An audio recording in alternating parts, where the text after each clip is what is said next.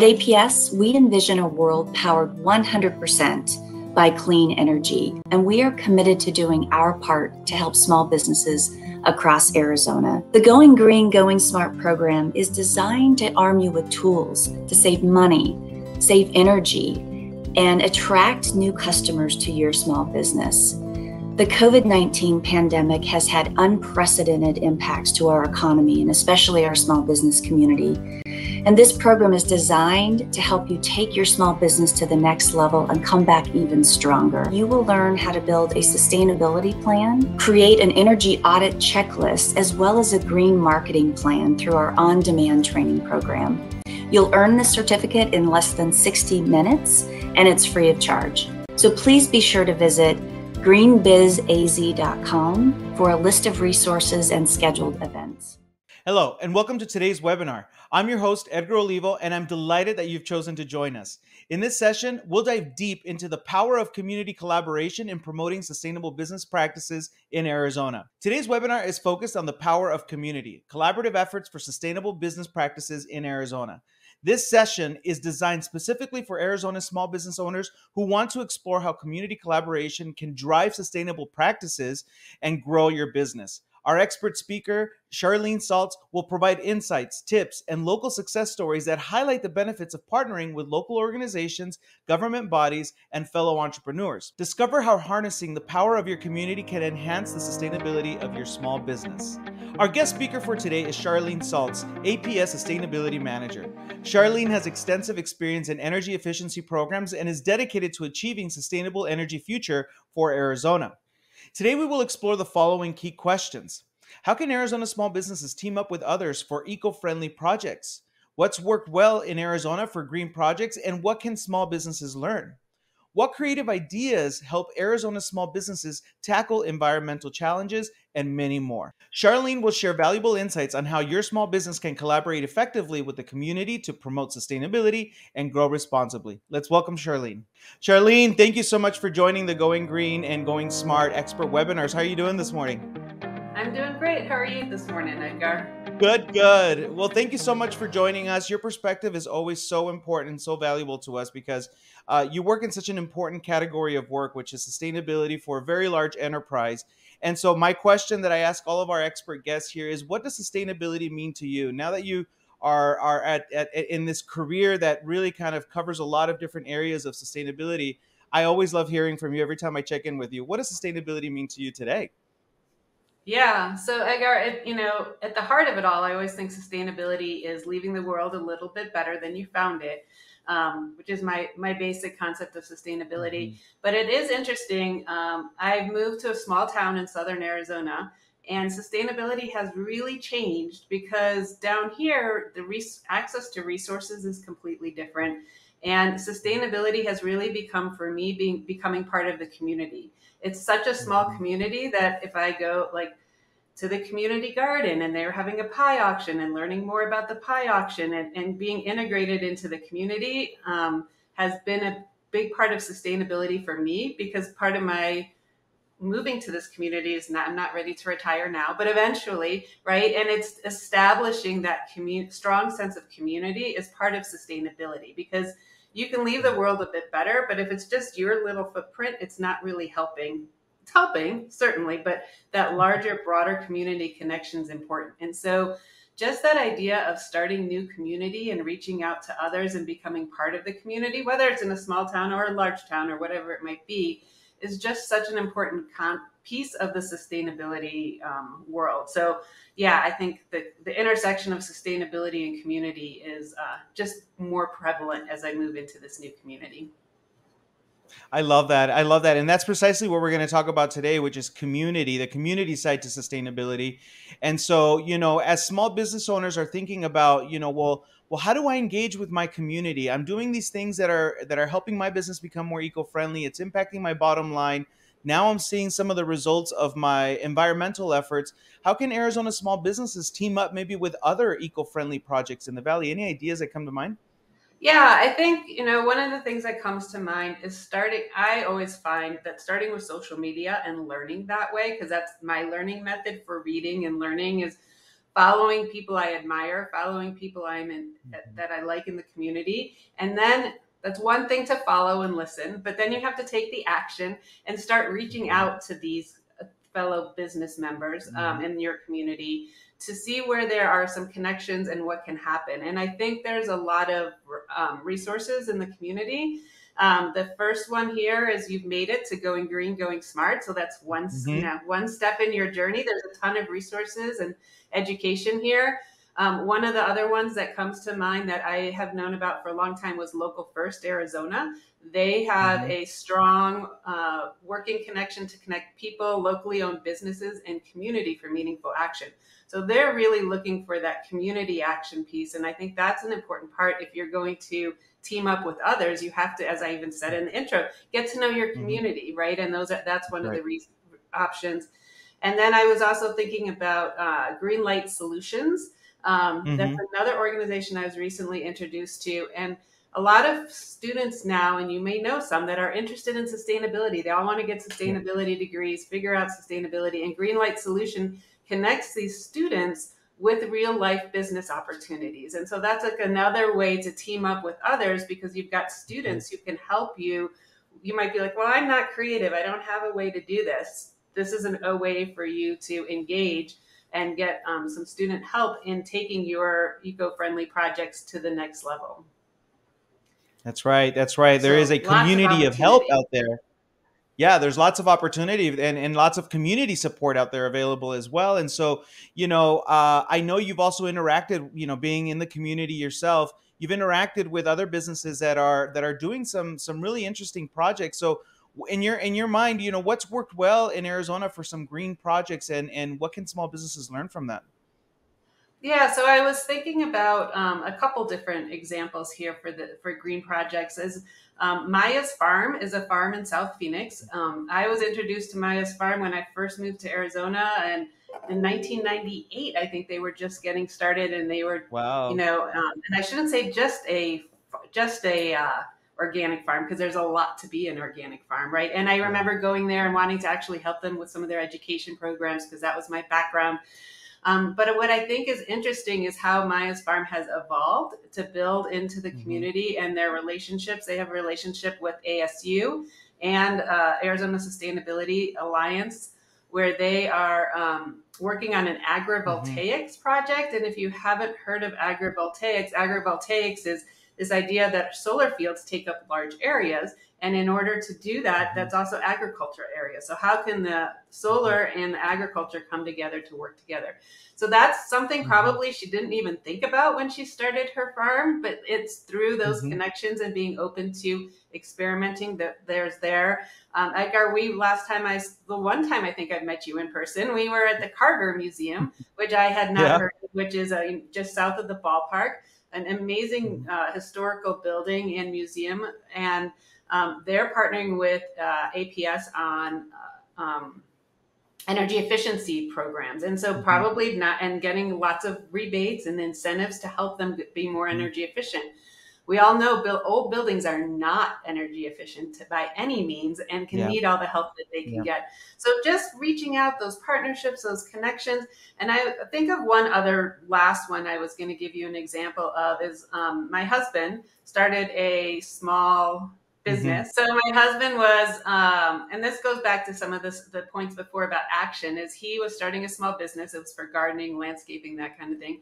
And we went to I think it was a bee festival. And there was a booth there for a networking group for people who are doing the business that he was doing. He met with them. He got on their podcast.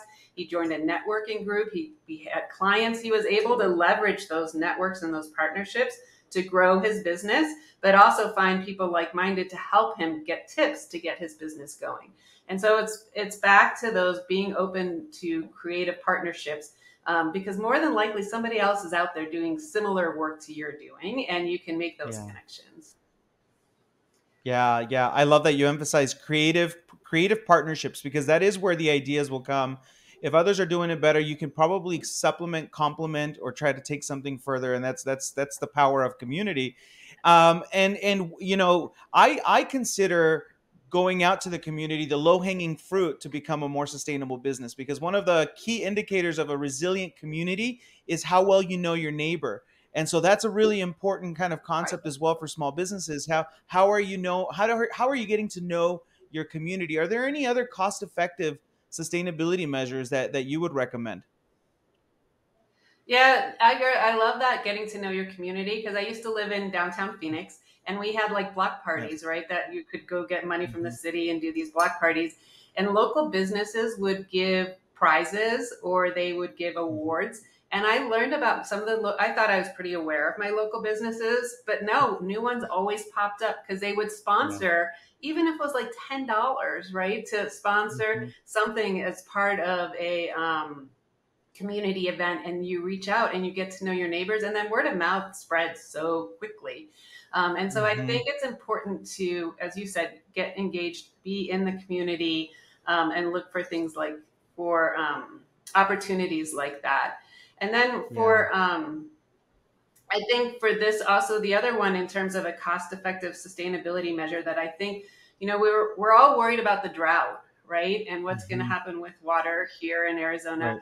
And one simple thing that business owners can prioritize is looking for leaks. There's a lot of leak Hmm. detection in that you can start to Right. look for in your businesses. And you would be surprised, not just the cost of that water, but the idea that you're not wasting water, whether it's Right. your outdoor plumbing or your indoor plumbing. But there are plenty of tips online. I'm not the water person, but there are plenty of tips online for testing for leaks, and it's not that difficult. And Right. that is a huge win without having to bring anybody else in, right? Without any cost Yeah. to you, but ends up saving for the broader community and saving for you on your water bills. Toilets leak, That's like you right. don't even hear them, and they can Yeah. be running and they are leaking That's right. water. So it's an important one, I think, to think about, to prioritize, especially as we're struggling, having a hard time with water Hmm. right now. That's right. That's right. That's right. Yeah. And I think about that when I'm at restaurants and you go to the restroom. Sometimes I'll Yeah, see the water faucet running, and right. it's like, oh, let's get an automated, so that we don't forget to turn off the water. Things like that go a Yeah. long, long way. Totally good tips. And so, what creative ideas can help a small business tackle any environmental challenge? What comes to mind in addition to water? Businesses are thinking about the front of the house, the back of the house, places where their customers interact. Any other tips that you would share? Yeah, so there's two things that come to mind that I keep thinking about, Edgar. One is more like in the urban areas, is heat island, right? We know Hmm. climate change is a big issue, and how do we provide more shade relief in our urban environments? Phoenix, we know, those who live in Phoenix know it was hotter. Even here in southern Arizona, it was a hot summer, right? So Yeah. what's the solution to that is shade trees. And so is your Yeah. business close to an area? Is there shade structures? Is there a bus stop? Is that shaded? Yeah. Is there opportunity? The city of Phoenix, I know, and a lot of other cities have tree programs where they're trying to put more trees in the area for shade. Arizona Sustainability Alliance and others too are doing programs at school. So maybe it's not your business, but you're in your community, as we said, getting to know your community, sponsoring trees in your nearby schools for Right. shade, because you start to think about it, you drive around, there's very little shade. Where do people park in the summer, right? You'll park way further Hmm. away in the summer just to get under shade. So I think thinking about shade trees is a Right. good opportunity in thinking way to tackle environmental challenges. The other one I think about is EV charging stations. There's a lot of money Oh yeah. coming in for EV charging stations, and partnerships Hmm. with cities. Do you want your business to be a location for an EV charging station? I know I have an EV. When we were in the process of moving to Southern Arizona, I got to know Hmm. one restaurant because it was the only one in Southern Arizona that had a charging station. And so we See. would go there for pizza and charge our vehicle. We did a lot of our business transactions there. It became our Yeah. hub because there was a charging station. And so I think that's another Yeah. one to really look at. And I think people think, well, they're too expensive, they're out of reach. There's so many incentives Mm. and creative ways to think about charging stations that I think Right. um, that come to mind. So I think those are two examples. And then the last one I was going to say, those are very much somewhat urban ideas, is that Now living in a small town, I think it's important to attend like council meetings to figure out what's the community Yeah. issue. And even if you Yep. can't attend them, like our paper posts the notes from those. Yep. What are the top issues in the community, and how can you Hmm. think creatively to help the community in some of those spaces? I So love I that. think that's another tip to think about where you can integrate from a environmental challenge, because the challenges in Phoenix are not the same as the challenges down here. There's No, certainly that's overlap, right. but they're different, and so I think it's important to Yeah. get to know your community. Yeah, that's wonderful. Thank you so much for sharing that. And we're wrapping up here. I know when businesses are thinking about going green and being eco-friendly, community is a big piece. Community is a component that will help you also grow because your community becomes aware about your efforts of investing in them as well. But beyond community, are there any other areas where businesses can think about how to grow as a sustainable business? Yeah, so I think one of the ones that flies under the radar, Edgar, in this is your supply chain. So where are Yeah. your products that you are selling come from? Where are these widgets coming from? And a lot of times, Yeah. you're out there buying, and I understand you're a small business. You want to go with what's most economical, and you're going to go with the lowest bid. But if that lowest cost product is coming from a sweatshop offshore, what does that say about your sustainability values? And many of you I Right. know from Going Green have sustainability plans. And so your sustainability plan needs to not just think about your footprint as a business, but your supply chain and all of those coming into you.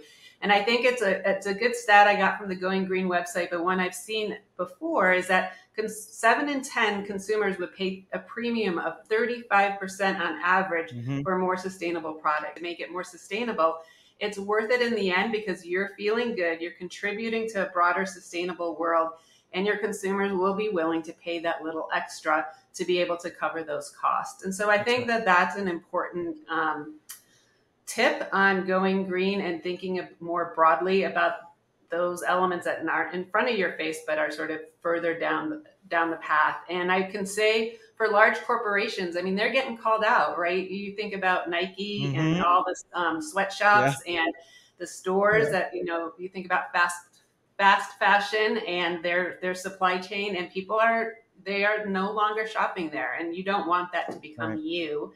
And That. it can happen in small business just as it can happen in large corporations. That's right. That's right. That there's our local community, and then there's our supplier community that is also being held accountable when it comes to sustainability. So I like that we're thinking all the way around. It's the beginning where your supply chain is, but where's the end of that product going? So you think Yeah. about, and one people are thinking about that I think from an APS standpoint is the solar panels. It's great to put solar panels Right. on your roof, but like where, and thinking about getting them more sustainable so they're not coming from sweatshops, but then you put them on your roof and then you have to get rid of them. Like, do you have a plan for Hmm. getting rid of your waste? So it's that circular Right. economy piece that we go back to. I think of like a really good example is, APS, which people don't always love, but we'll have to clear debris for our lines. Yeah. And we've recently Yeah. had a partnership with Arizona Worm Farm, which is a small business in South Phoenix. And we take our debris to them and they put it into their compost piles because they were needing more Yeah. browns in their compost piles. So it's more of that Hmm. circular economy. And so I think as we wrap up here is really think there's two things I think about is one is thinking about your business as part of a broader community, but also that broader supply chain, end of waste, that circular economy. So it's that leaving the world a little bit better plays into your business. And then the second one, which I really like, we've been talking about, is getting engaged in community and taking those risks. It is really easy to, and especially in this Yeah. world today, to get behind social media and watch everything, but watching it isn't going to solve Hmm. your actions to get engaged in the community. Take that grist, take that deep breath, and go to that festival. You might not want to go. You'd rather sit at home and not want to be engaging with people, but take that risk, go out there, give yourself even a half an hour and talk to one person, and you never know where that one person conversation can lead. And so that's sort of my thought is get out of the comfort zone a little bit, push yourself to make those connections in your community.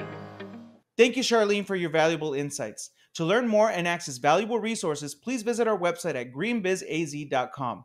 We're committed to supporting small businesses in their sustainability journey and providing the tools and knowledge you need. Thank you for joining us in today's webinar. We hope you found this session enlightening and informative. Stay tuned for our upcoming webinars and remember to share your thoughts using the hashtag GreenBizAZ. Until next time, let's work together to create a more sustainable and eco-friendly Arizona.